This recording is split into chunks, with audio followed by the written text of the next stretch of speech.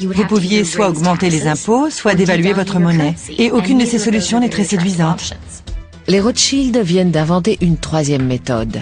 Un gouvernement peut contracter un emprunt auprès d'un organisme privé, comme une banque ou un particulier, en échange d'un titre promettant au prêteur de le rembourser avec des intérêts. Ce fut un moment très important dans la formation des marchés modernes des capitaux. Pourtant, même cette contribution très importante ne suffit pas à faire accepter les Rothschild par les milieux bancaires européens. Quand les financiers sont invités à accorder des prêts très lucratifs pour que la France puisse se reconstruire après la guerre, ils ne sont pas sollicités. À la fin des guerres napoléoniennes, c'est la plus riche famille d'Europe. Et pourtant, à la signature des traités de paix, les Rothschild sont tenus à l'écart. On ne leur donne pas la place d'honneur. Ils sont toujours des nouveaux venus. L'envie et le ressentiment envers les Rothschild et leur fortune s'expriment dans la presse populaire de manière encore plus directe. De nombreux dessins et caricatures ont été publiés. L'un d'eux montre par exemple Nathan Rothschild debout sur des pièces d'or. C'est le genre d'image que le public avait. Les insultes et le mépris ne font que renforcer la détermination des Rothschild. Malgré leur puissance croissante, ils doivent sans cesse faire face à l'antisémitisme.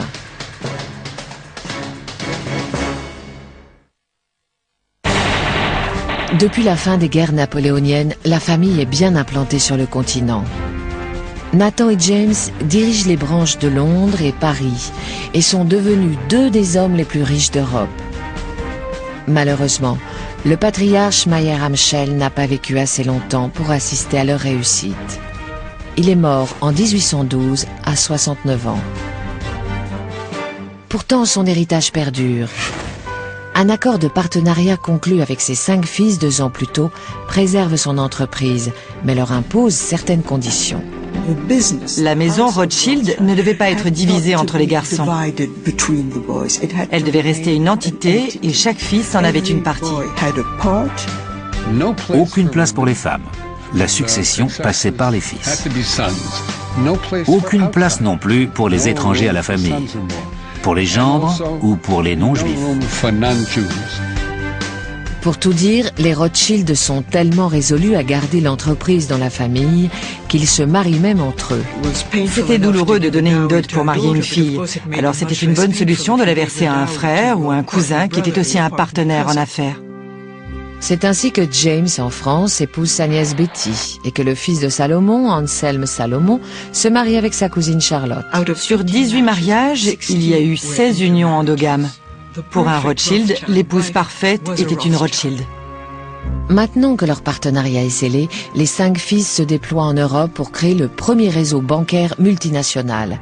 Dans les années 1820, Amschel reste à Francfort, tandis que Salomon s'installe à Vienne, Karl à Naples, avec Nathan et James toujours à Londres et Paris. Pour la famille, c'est un choix ambitieux et payant.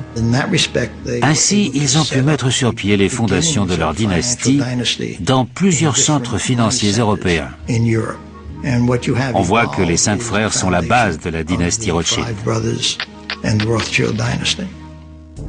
Mais leur ascension rapide et la nature transnationale de leurs affaires alimentent également les rumeurs antisémites, accusant la famille de sinistres complots, d'arrière-pensées et de manipulation. Le mythe qui s'est construit autour de la famille était celui de l'influence négative de la puissante famille juive. C'était sans fin et très pernicieux. Pour beaucoup de gens, on ne pouvait pas leur faire confiance. Quelles étaient leurs véritables motivations? Voulaient-ils vraiment être des citoyens français, par exemple? Ou bien avaient-ils une plus grande allégeance envers l'Empire austro-hongrois parce que le reste de leur famille vivait là-bas? De tous les pays d'Europe, c'est la France qui offre aux Juifs les meilleures conditions de vie, car depuis la Révolution de 1789, ils ont les mêmes droits que les autres citoyens. James et son épouse Betty profitent d'ailleurs pleinement de cette ouverture de la société française. Le salon de Betty Rothschild était très réputé. Son français était impeccable et ses manières très sophistiquées. Les Français l'adoraient. C'est elle, par exemple, qui a lancé la carrière de Chopin à Paris. Après avoir obtenu le titre de baron en 1822, les 5 frères deviennent officiellement barons de Rothschild. James est aidé par son amitié avec un jeune noble français, Louis-Philippe. Après la Révolution de 1830, la monarchie de Juillet porte Louis-Philippe sur le trône. Comme les finances du jeune gouvernement sont précaires, le gouvernement demande à James de prêter des fonds pour ramener une certaine stabilité. Une fois encore, les Rothschild bénéficient de leurs relations en haut lieu. Louis-Philippe avait confié tous ses capitaux personnels à James Rothschild. Il avait en partie grandi en Angleterre et il était très ouvert aux idées modernes sur le secteur bancaire. Pour lui, Rothschild était quelqu'un de très compétent. Mais s'il est bien considéré par les autorités, James joue aussi un rôle influent dans la communauté juive en donnant anonymement de grosses sommes pour soutenir des écoles, des hôpitaux et des synagogues. Les Rothschild aidaient la communauté juive, mais dans leur vie quotidienne, ils ne fréquentaient pas beaucoup d'autres juifs, même ceux des grandes familles bourgeoises. Ils étaient plutôt tournés vers l'aristocratie. James était en quelque sorte le roi des Juifs de France, mais c'était un souverain très distant. Dans les années 1840, James fait entrer sa famille dans l'industrie lourde car il devine le potentiel financier des nouvelles machines à vapeur. Ils se sont lancés dans la sidérurgie et l'exploitation minière. Ils travaillaient ensemble dans des mines d'étain, de mercure ou de diamants. James a construit les premiers chemins de fer de France. Son frère en a bâti en Autriche-Hongrie et plus tard, ce fut au tour de l'Amérique du Sud. Il y avait peu de secteurs où il n'intervenait pas. Mais en 1848, des barricades s'élèvent encore une fois dans les rues de la France, secouées par une nouvelle révolution. Louis-Philippe dépose les armes et James risque de perdre la protection des plus hautes instances. Mais quand le neveu de Napoléon, Louis-Napoléon Bonaparte, devient l'empereur Napoléon III en 1852, James l'assure de sa loyauté. À chaque fois qu'il y avait un revirement politique à la tête de l'État français, la seule chose qui ne bougeait pas, c'était la position prédominante du baron James. Peu importe qui était au pouvoir, Rothschild était là. En 1855, James fait construire le somptueux château de Ferrières, près de Paris. Quand il a appris que l'un de ses cousins anglais avait engagé le grand architecte Paxton pour se faire construire un manoir, il a appelé Paxton et il lui a dit « Construisez-moi une maison comme Mountmore », qui est le manoir de son cousin, mais en plus grand. Considéré comme le plus beau château de son époque, Ferrières a de quoi loger 100 domestiques et 80 chevaux, et possède un petit chemin de fer souterrain pour apporter les plats chauds jusqu'à la salle à manger. Le château impose James comme un membre éminent de l'aristocratie. Même l'empereur Napoléon III demande à y être reçu. Il a donné une immense réception en son honneur. Bien sûr, quand Napoléon est arrivé, il a planté un arbre, comme le voulait la coutume. Il y a eu un immense banquet et une grande partie de chasse à courre, pendant laquelle 900 faisans ont été abattus. Ce fut l'apothéose de la vie mondaine de James.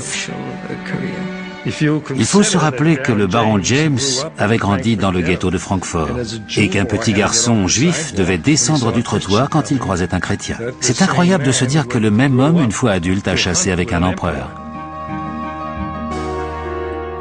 Mais la santé de James pâtit de cette vie fastueuse. Accablé par la goutte et les calculs biliaires, il meurt de la jaunisse en 1868.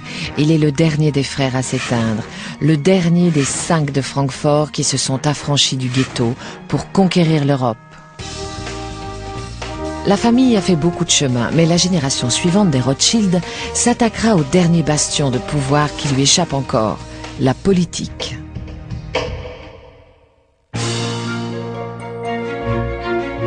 Au XIXe siècle, les frères Rothschild ont été les géants incontestés de la finance et des affaires.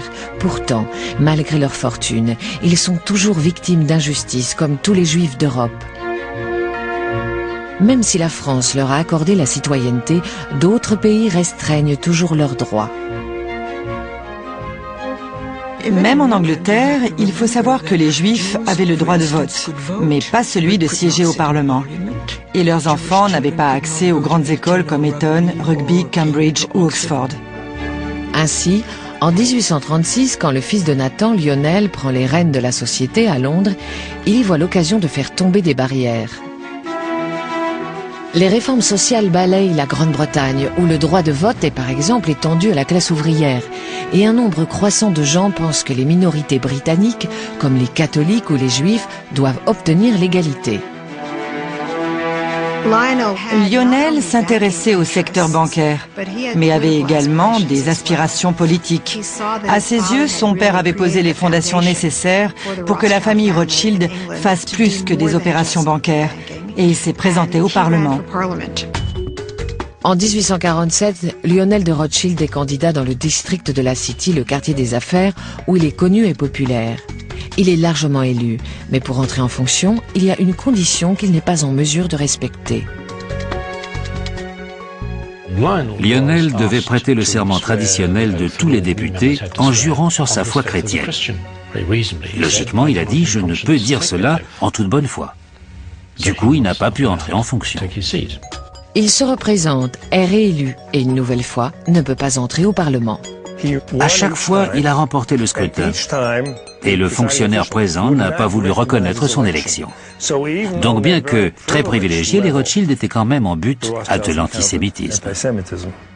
Au bout de 10 ans, un arrangement a été trouvé et Lionel a pu siéger après une prestation de serment modifiée pour l'occasion. Dans son rôle de député, Lionel se comporte comme un véritable gentleman anglais. Il reçoit l'élite de la bonne société dans son château de Piccadilly et ses 3 fils, Natty, Alfred et Léopold, se font construire de magnifiques demeures à la campagne. Ils étaient si éminents dans la région qu'on la surnommait le Rothschildshire. Ils avaient fait construire des demeures fabuleuses comme Mantmore, Tring et Ascot. C'est le château d'un cousin, Ferdinand, qui a la plus belle de toutes les propriétés des Rothschild. Selon moi, le plus magnifique est le manoir de Whetstone. Le baron Ferdinand a réuni de splendides collections de toutes sortes de choses, des tapisseries, du mobilier français du XVIIIe siècle, des toiles de maître, etc. À Whetstone, il voulait tout ce qui se faisait de mieux. Ferdinand est le château le plus impressionnant. Mais c'est Lionel, grâce à ses contacts dans les milieux politiques, qui peut s'impliquer dans la marche du monde. En 1874, le gouvernement britannique commence à s'inquiéter pour son accès au canal de Suez, une route maritime essentielle vers les colonies de l'Empire. À l'époque, les propriétaires égyptiens du canal ont des difficultés financières. Quelqu'un allait devoir renflouer les Égyptiens pour éviter que le canal de Suez ne fasse faillite. Inquiet du risque d'une prise de contrôle par les Français, le Premier ministre britannique Benjamin Disraeli décide d'acheter une part importante du capital du canal. Mais cela coûtera 4 millions de livres. Disraeli est allé voir la reine pour lui dire que c'était la meilleure solution pour l'Angleterre, mais qu'il ne pouvait pas garantir qu'il aurait les 4 millions, parce que le Parlement n'était pas en session. Le Premier ministre se tourne alors vers son ami Lionel de Rothschild. Lionel a dit « Laissez-moi y réfléchir ». Et le lendemain matin, il lui a renvoyé un message disant « Vous avez les 4 millions ». Ainsi, la Grande-Bretagne a pu prendre une participation majoritaire dans le canal. Et Disraeli a envoyé un célèbre télégramme à la reine avec ces mots « Vous l'avez, madame ». C'est un véritable tour de force.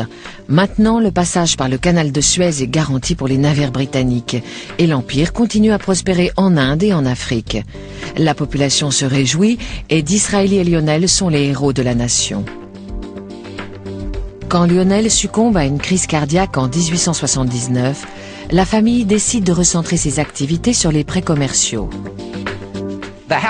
La maison Rothschild a atteint l'apogée de sa réussite et de sa puissance sans doute vers 1880.